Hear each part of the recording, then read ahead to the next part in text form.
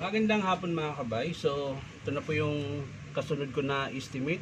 39358. Makita ito mga kabay. Ang model nito 4131. So, ayan mga kabay, nakasaksak na po yan. Gumagana naman siya kaso lang malakas yung siklab.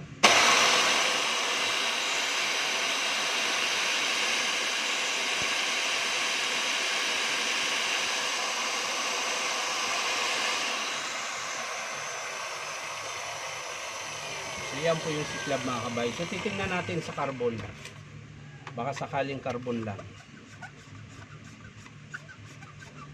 Ngayon kung hindi sa carbon, sigurado niyan mga kabay, armature na. So, titingnan natin sa carbon. Ayun. Tingnan nyo po yung spring ng carbon mga kabay. Umurong na po. So, sana baka sa carbon lang to. Ayan. Tingnan natin sa kabila.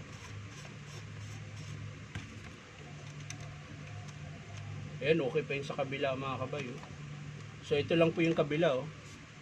Baka ito yung dahilan kung bakit masiklab. Ayan. So tingnan natin mga kabay. Hanap tayo ng carbon dito na kamukha. Meron tayong dito mga pinagpalitan.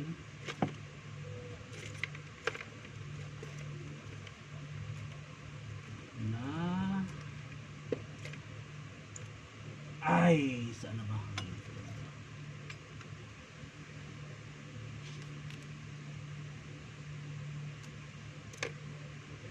So, sana sukat to. So, yan mga kabay, meron tayong carbon dito. Susubukan natin. Papaandarin natin siya ulit. Ayun lang, hindi siya sukat. Makapal mga kabay. So, hanap muna tayo mga kabay ng carbon. So yan mga kabay, meron po tayong nahanap dito. Ayan. Kamukha po siya. At syempre papasok po. Ayan. So titesting natin ngayon mga kabay bago natin siya palitan ng carbon. Para masigurado natin na carbon talaga ang sira. So ngayon kung masiklab pa rin siya dito mga kabay, ibig sabihin meron pong tama yung armature or field coil niya. So, titesting muna natin ito. Yan, kakabitan natin din yung kabila.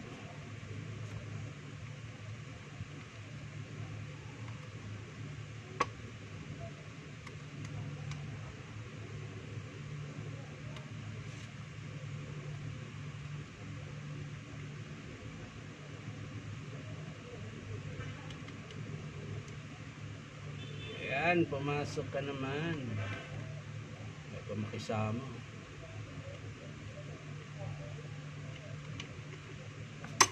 Makisama ka naman.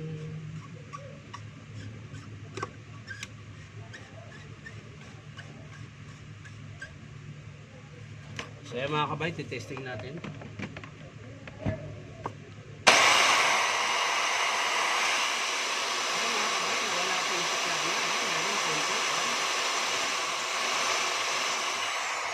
Saka lumakas siya konti mga kabay. So ang sira niya mga kabay ay carbon. So kukuha tayo ng bago mga kabay na carbon. So yan mga kabay, na ito na po yung carbon niya. CB303A Makita. Ayan. Hindi makita. Ulitin ko na lang mga kabay, CB303A. Yan po yung part number ng Makita na 4131 na circular saw. Ayan. So ikakabit na po natin mga kabay. Ayan, ito po yung carbon niya. So kakabit na natin.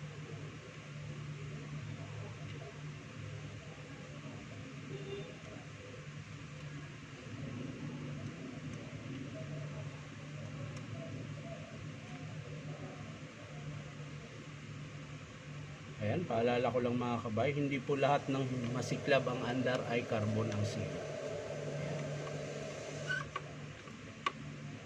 Minsan kaya masiklab siya dahil maluwag yung spring. Ayan. O kaya may tama yung armature.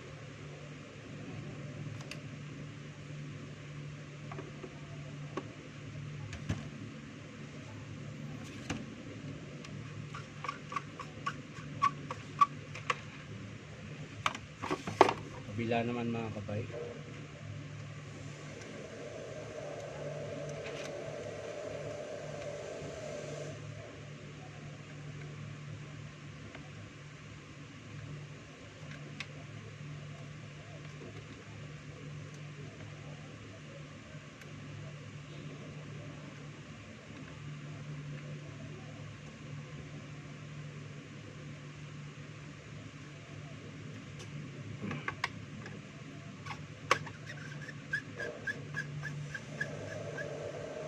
So ayan mga kabay, nakabitan na natin. So paanda rin natin ulit.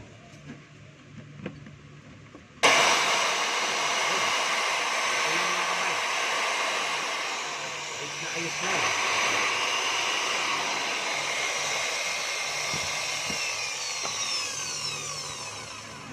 So ito lang po mga kabay yung pinalitan carbon brass. Sira po yung kabilang spring niya.